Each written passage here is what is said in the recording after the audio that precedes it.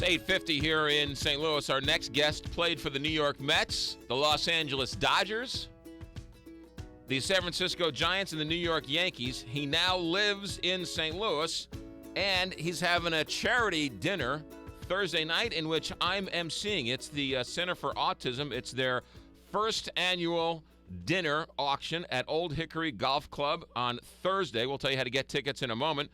Good morning, St. Louis and Darryl Strawberry.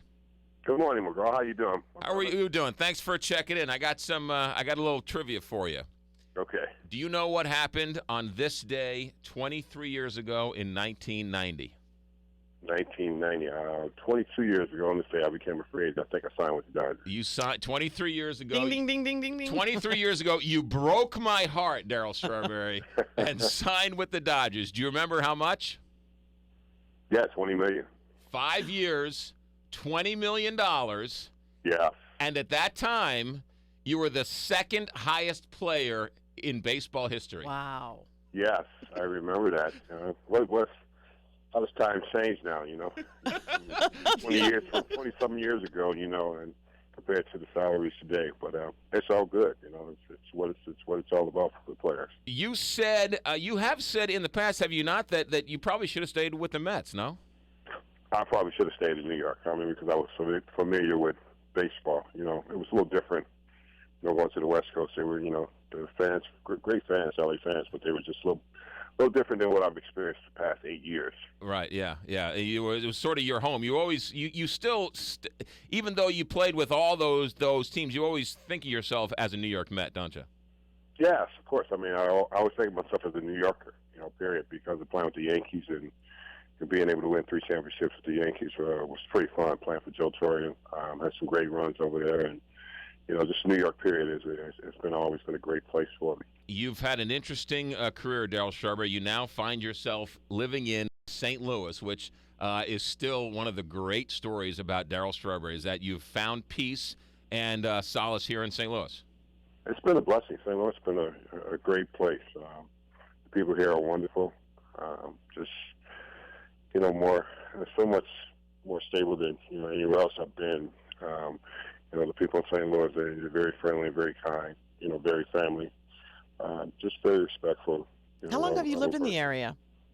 I've been in the area for about over 10 years now, so it's been a really joy to, come to a place and find structure, be able to find structure about life and be able to find purpose, coming to St. Louis, it's really guided me into my real purpose and, becoming a pastor and doing ministry and helping people. I think I'm truly grateful for the opportunity God has given me to help others.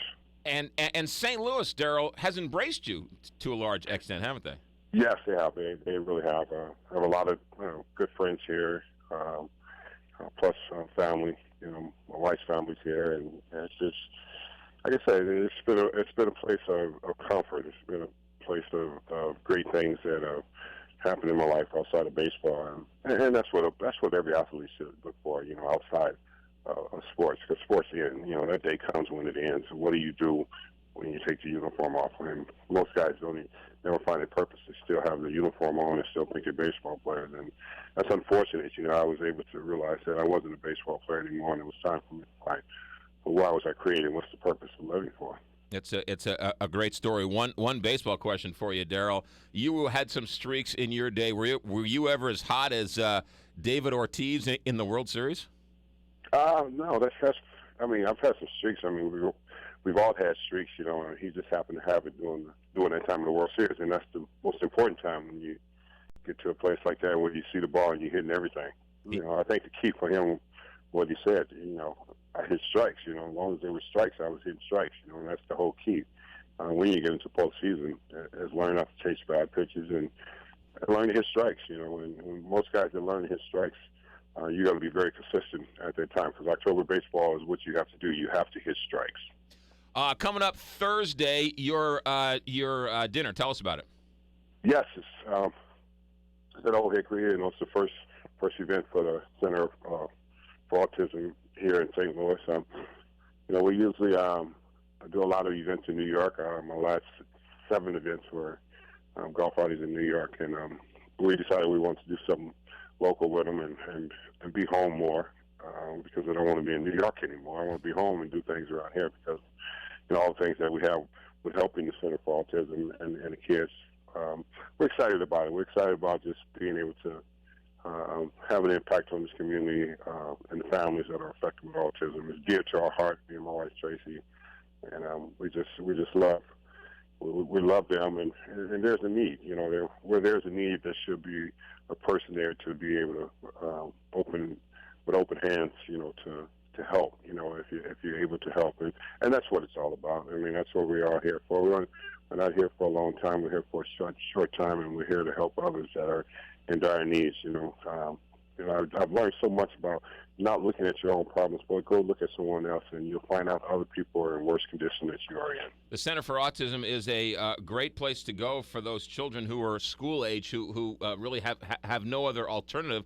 I know you and your wife Tracy have given money to the adult daycare facility. So once these kids sort of age out of the school age, they now have a place to go, and that's a tribute to you and your wife.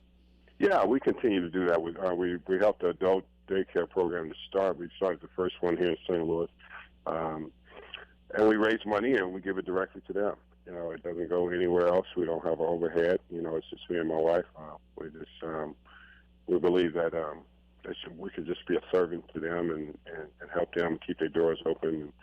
And it's important. It's really important to be a part of your own community. We live here, so why not help your own community? And that's what we've always decided. There are people here, children here in need, and that we need to be assistant to help. So if you want to attend the dinner, it's this Thursday. I'm going to be emceeing. It's at Old Hickory Golf Club right there on Mid-Rivers Mall in St. Peters. You can check out the website, teachautism.org, for more information. You can also call Brian. Let me give you a phone number, 636-978-7785.